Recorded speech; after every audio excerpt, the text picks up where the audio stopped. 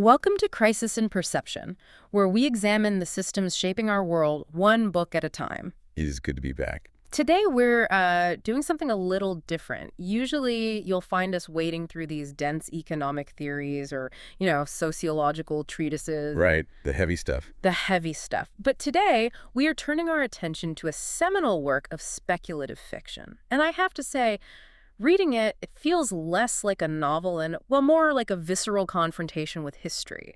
We're doing a deep dive into Kindred by Octavia E. Butler. And this does represent a fascinating shift for us.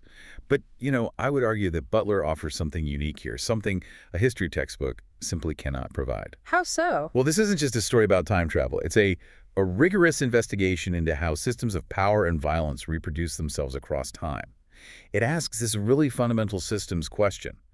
How is the present bound to the past? And the answer isn't dates or treaties? Not at all. The answer it provides is about mechanisms of survival, of dependency, and of course coercion. And I think that's exactly why this book fits our mission so perfectly.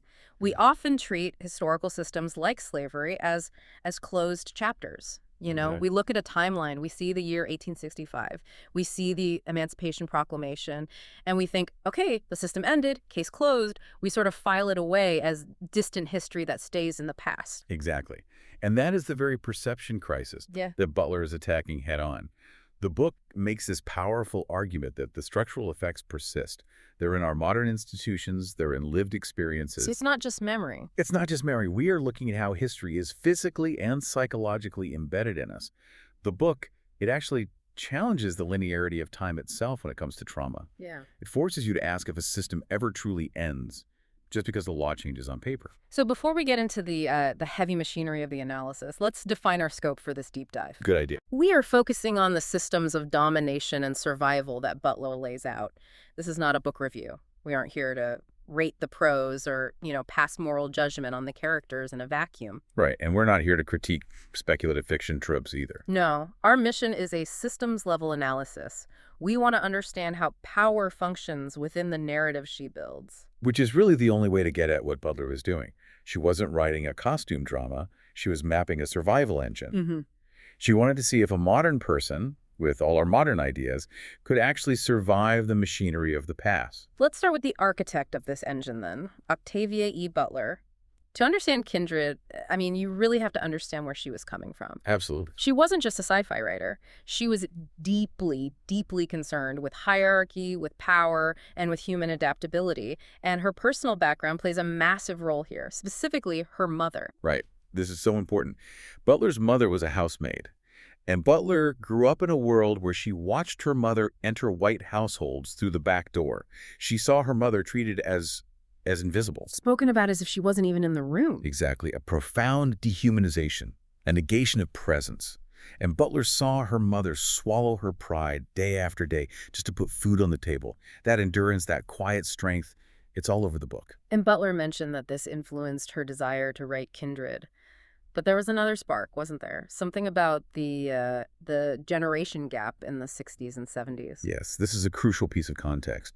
In the 1960s and 70s, you have the rise of the Black Power movement, and with it, a shift in rhetoric. Mm-hmm. Butler started encountering many young people who felt a sense of, shame toward their ancestors. Shame. Yeah. They would ask, essentially, why didn't they rebel? Why did they let themselves be enslaved?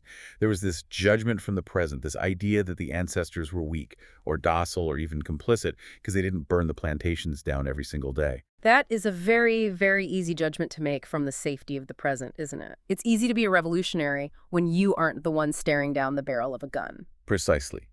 And Butler wrote Kindred specifically to confront that abstract judgment. She wanted to force a modern subject, someone with modern sensibilities, a modern sense of pride, a modern understanding of freedom, to endure the reality directly. She wanted to test the hypothesis. She did. If you take a strong, independent modern woman and you drop her into a Maryland plantation in 1815, does she burn it all down, or does she learn very quickly just to survive? So she creates Dana, a Black woman living in 1976 Los Angeles. She's a writer, she's independent, she's married to a white man, Kevin, and then poof, she's suddenly snatched out of her living room and dropped into the antebellum South.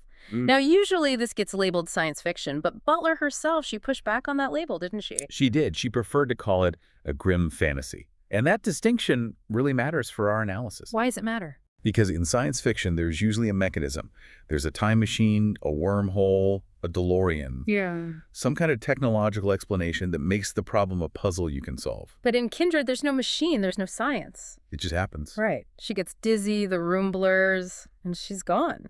It functions more like an inexplicable psychohistorical force. It operates almost like a convulsive memory or a birth trauma rather than a travel itinerary. It links the protagonist, Dana, to her ancestors through blood and danger, not technology. So the connection itself is biological, not mechanical. Yes, it suggests that the link between the past and present isn't about physics, it's about unresolved lineage. She is pulled back because her ancestor is in mortal danger. Her existence depends on his survival. Which leads us right to the central thesis we want to unpack today. If we strip away all the genre labels and everything, what is the core argument that Butler is making about the system of slavery? The thesis, in plain language, is that the legacy of slavery is not metaphorical. It's not a dusty old story. It is physically, psychologically, and structurally embedded in the present. And the book really challenges the idea of home and safety. Dana is constantly pulled between these two worlds, 1976, which is the bicentennial of American freedom. And 1815, the height of American slavery. By the end of the novel, she is, in her own words, not quite whole. And we have to talk about that ending, the physical toll. She loses her left arm. Yes. The brutal, shocking moment. She returns to the present for the final time, but her arm gets crushed in the wall where she rematerializes. But if you look at it structurally, it's the proof of the thesis. How so? You cannot interact with such a violent system and leave intact. You don't get to be a tourist in history and go home whole. The system takes a piece of you, literally. It leaves a mark you can never erase. Okay, let's unpack this system. We've broken this down into 5 core insights about how the machinery of slavery operates in the book. Let's start with insight number 1. Violence as a stabilizing mechanism. This is the absolute foundation of the world. And we see it in the very first jump Dana makes. The first time she's pulled back. She arrives at a river, sees a young white boy drowning, and she saves his life. A purely human moral act, instinct. Exactly. A child is dying. You save the child. That's what anyone would do. And her reward for this is a gun in her face. The boy's father, Tom Whalen, arrives on the scene. He sees a strange black woman touching his son. He doesn't see a savior, he sees a threat. And he immediately aims his rifle at her. It's so jarring. I mean, she just saved the kid's life. But the system's logic completely overrides the moral reality of the situation. In this system, skin color dictates threat levels instantly. And violence, the gun, the whip, it's not just sadism. This is a key point we have to understand. We often think of slaveholders in fiction as just these evil sadists, and sure, many were. But it's more than that. It's the operating system. It establishes order. It is the language of the realm. Tom Whalen isn't necessarily just angry. He is asserting the hierarchy. He's reminding everyone of the rules. There's a scene that really illustrates this operating system concept for me. The whipping of a field hand. Dana is forced to watch it. It's not just that it happens, it's how it happens that's so important. Yes. Tom Whalen ties a man to a tree and whips him. But look at the staging. He doesn't do it in private. He forces the other enslaved people to watch. This is violence as spectacle. A broadcast message. It's a broadcast message to the entire community. It's not just punishment for the individual. It enforces submission in the observers. It creates a collective trauma that stabilizes the hierarchy. If you look away, you might be next.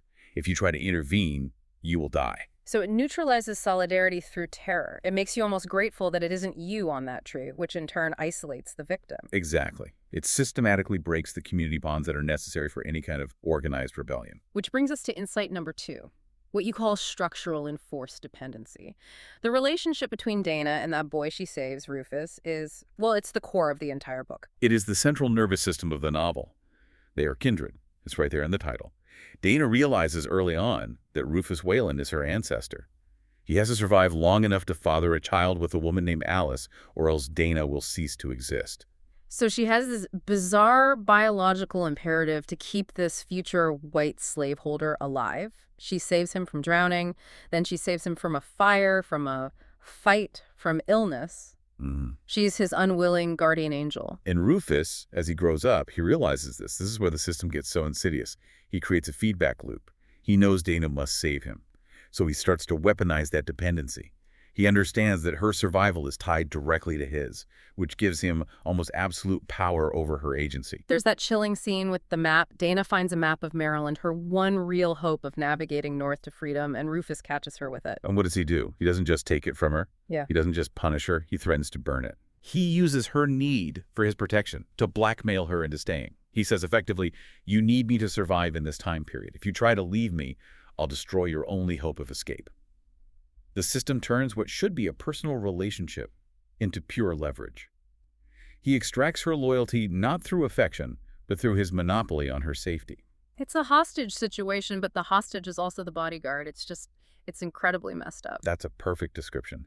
And this dependency, it forces Dana directly into insight number 3, moral compromise under coercion.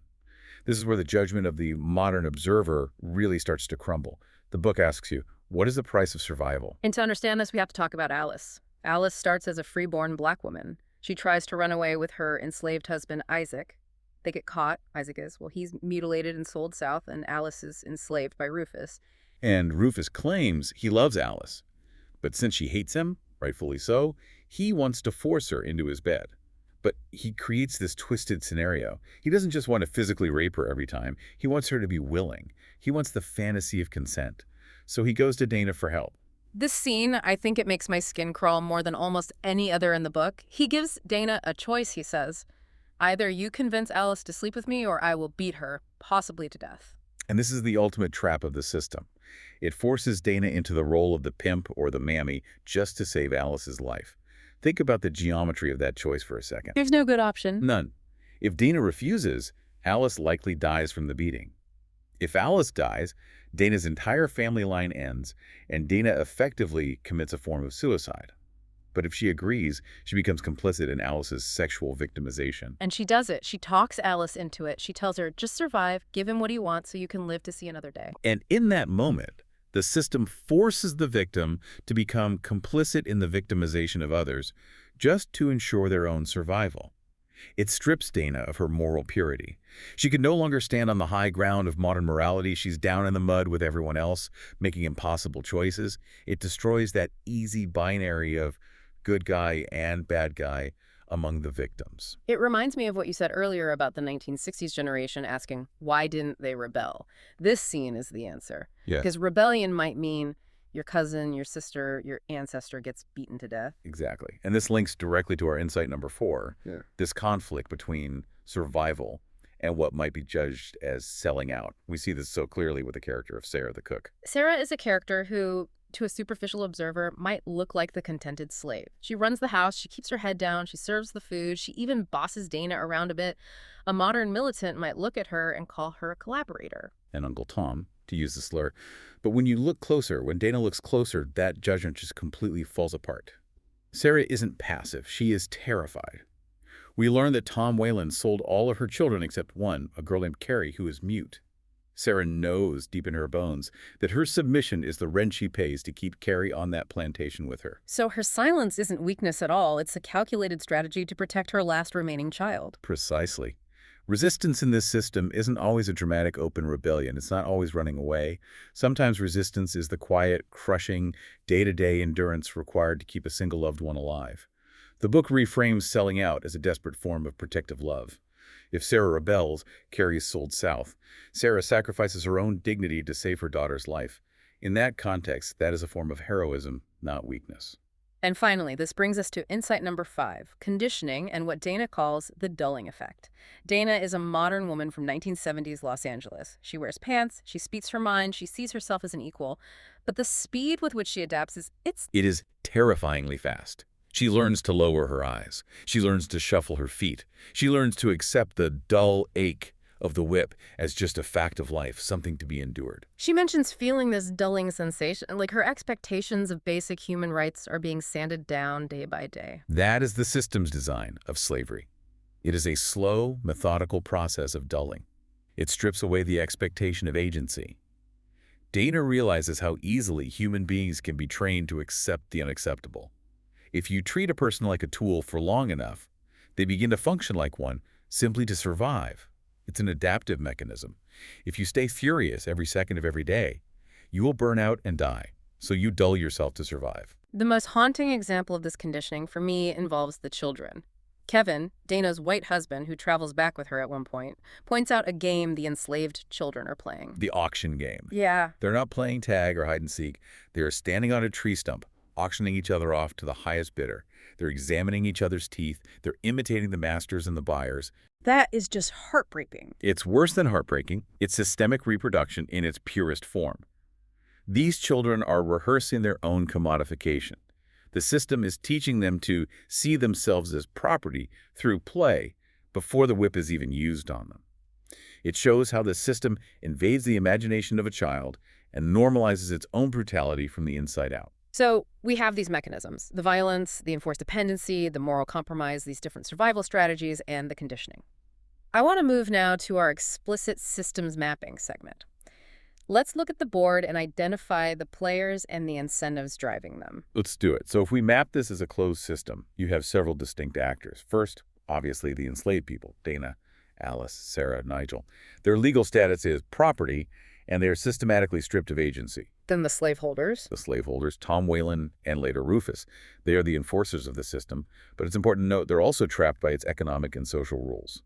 Rufus could theoretically free people, but the social pressure and the economic reality of the plantation prevent it. And you have other actors, too. Yes, you have the overseers like Fowler, who are the direct mechanism of violence, and then you have the state itself in the form of the patrollers. These are often non-wealthy whites who are incentivized by the system to police black bodies and maintain the racial hierarchy. Okay, so what are the incentives driving all of these actors?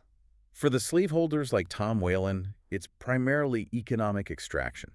He treats people like crops, breeding them for strength, selling them when the market is right. It's purely transactional. For Rufus, the incentive becomes more about psychological control. He wants to possess people, not just their labor, but their emotions.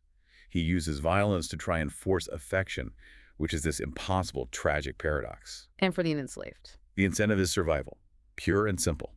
Preventing family separation, avoiding a beating or death, keeping a child safe. Every action is weighed against that calculus. And what are the narratives? What are the stories the system tells itself to justify all this? The primary narrative is what you could call benevolent ownership. Rufus convinces himself he's a better master than his father because he doesn't seem to enjoy the whipping as much. He thinks he's a good man. But he still sells people. He sells people just the same when he needs money or when he wants revenge. The narrative of his own goodness allows him to continue performing evil acts. There's also the narrative of inevitability, the belief that this is just the way the world is, that black people are slaves rather than being enslaved people. It tries to make a social construct look like a law of nature. Okay, let's map the feedback loops. How does a system this brutal stabilize itself? It's a vicious, self-reinforcing cycle. Let's trace it out. Resistance occurs. Say someone tries to run away. This triggers excessive punishment, a public whipping or selling a family member away. The spectacle we talked about. Exactly, the public spectacle. This instills widespread fear in the community, which leads to temporary submission. And that submission creates system stability. But there's another more insidious loop within the enslaved community itself. The self-policing. The self-policing, yes. The fear of losing family, like Sarah's fear for Carrie, makes the enslaved police each other. Sarah warns Dana to shut up and keep her head down, not because she's a collaborator, but because she fears the crackdown that Dana's modern rebellion will bring upon everyone. The victims are incentivized by the system to suppress each other's resistance, to maintain a fragile, dangerous status quo. It's a self-policing mechanism born entirely of trauma. The system is designed so that if you rock the boat, your neighbor is the one who drowns. And you know they'll drown, so you stop them from rocking it. I want to pivot now to the present-day implications. The book, as we said, is set in 1976, the bicentennial. And that choice was obviously not an accident. No, it is a crucial juxtaposition. Dana returns from the brutal, lived reality of slavery to a country that's celebrating 200 years of freedom. The contrast is designed to highlight the concept of erasure. Erasure of what? The erasure of the foundation of that freedom. The bicentennial celebrated a clean, mythic history, fireworks, tall ships, noble founding fathers. Kindred exposes the messy, violent, bloody reality that funded that freedom and built the country. And that erasure becomes literal in the book's epilogue. Dana and Kevin go looking for proof of the people they met. They go to historical societies, they look through records. And they find almost nothing. A few names in a family Bible. A bill of sale for a man named Sam. That's it. Yeah. This is systemic erasure. The system was designed to turn people into commodities, and commodities don't leave biographies behind. They don't leave diaries or monuments. The whole struggle of the book is an attempt to reclaim the humanity of those who the system was designed to erase. We also need to talk more about Kevin. He's Dana's white husband in 1976. A progressive, modern writer, he gets stranded in the past for 5 years and has to play the role of master to survive and protect Dana. And this is where Butler delivers a very subtle but absolutely devastating critique. Kevin fits into the role of master a little too easily. He really does. He starts to get comfortable. He finds ways to justify it. His accent changes. He stops noticing the daily brutality because he's in the target of it. He starts saying things like, "It's not so bad here if you know the rules." It suggests that the position of power itself is seductive and corrupting, regardless of an individual's modern morals. If the system lays out a red carpet of privilege for you, it's very, very hard not to walk on it. It shows that structural continuity is a real thing. You can take a 1976 liberal, drop him in 1815, and the system will still privilege him, and he will, consciously or not, absorb that privilege. It's like putting on a uniform. Eventually, you start acting like the rank that uniform represents. It implies that master isn't just a person. It's a structural position that society invites certain people to occupy. And Butler is suggesting that that invitation, in various forms, still exists today. Which brings us right to the connections to our channel, to crisis and perception. We talk a lot about how systems outlast individuals. Yes, and we see that perfectly here. Tom Weiland, the old patriarch, dies in the book. And for a moment, you might think, okay, the evil tyrant is gone, things will get better. But they don't. They get worse. Rufus takes over. And despite promising to be better, despite being raised partly under Dana's modern influence, he becomes even more tyrannical and unpredictable than his father. Why? Because the role shapes the actor. The economic incentives of the plantation didn't change. The social pressures didn't change. Rufus steps into his father's boots, and they fit perfectly. The system is stronger than the individual conscience. He cannot be a good master, because the noun master fundamentally precludes the adjective good. Another connection is how perception is shaped by incentives. Rufus genuinely seems to believe he loves Alice. He does. In his mind, it's love. But because he holds absolute power, his perception is completely warped. The system allows him to redefine rape as claiming his rights. He redefines holding a woman hostage as protecting her. When you have no one to check your power, your perception of reality distorts to justify your actions. He can't see himself as a monster, so he hallucinates a reality where he's a benevolent, tragic lover. And finally, the most visceral connection for us, the idea that power embeds itself in bodies. This is a core theme of our channel. Systems don't just exist in laws or abstract economic charts. They write themselves on human flesh. Dana's back is permanently scarred by the whip. She loses her teeth, she's beaten and bruised, and finally she loses her arm. And she brings that physical damage back into the present, into 1976. She does. And that missing arm is the ultimate symbol. She brings the physical cost of 1800 slavery into her 20th century living room. It's Butler's way of arguing that we're all walking around with these phantom limbs, parts of ourselves, our society, that were taken by historical systems, scars that we carry even if we don't remember exactly how we got them. History isn't a book on a shelf. It's the ache in your bones. That leads us to our conclusion then. We need to reflect on what this deep dive, what this book changes about our view of history. I think first and foremost, it forces us to reframe resistance. We stop asking that arrogant modern question, why didn't they just rebel? And you start to see the immense, calculated, systemic pressure that was designed to prevent rebellion at every turn. You see Sarah saving her daughter, you see Alice just trying to survive one more day, and you realize that survival is a form of rebellion in a system that is designed to crush you. And it absolutely reframes trauma completely. Trauma isn't just an event that happens and then is over. It's an inheritance. Dana carries the scars of her ancestors because she literally was there. But metaphorically, the book suggests we are all there. The past flows directly into the present. You can't just erect a firewall between 1815 and today. The water from that river is still flowing in our own. The book ends with a very complicated, very messy resolution. Dana is forced to kill Rufus. She has to kill him to save herself from rape and from being permanently trapped in the past. But even after all that, in the epilogue, she tries to find some good in him. She mourns him. And that leaves us with the final provocative thought. Dana loved her oppressor in a very complex, tangled way. They were kindred after all. And it leaves us with this open question. How much of the master, the logic, the incentives, the narratives lives on in the institutions we still inhabit today. And maybe more uncomfortably, if you were dropped into that system, how quickly would you be dulled into acceptance? Would you be, Dana, fighting to keep your soul intact? Or would you be Kevin, slowly, perhaps unknowingly, getting used to the comfort of the big house? That is a terrifying question to end on, but a necessary one. It's the only honest question the book leaves you with. Kindred is written by Octavia E. Butler. If you haven't read the full text, we highly, highly recommend it. The narrative does something to you that a summary simply cannot capture. It is an absolutely essential text. This project is free and publicly accessible. If you'd like to support the time, tools, and research behind Crisis and Perception, you can become a supporter on Patreon. For a shorter visual overview of this topic, see the mini explainer linked in the description. If you enjoy this kind of systems-level analysis, please like, subscribe, and comment with books or topics you'd like us to explore next. Until next time. Stay curious.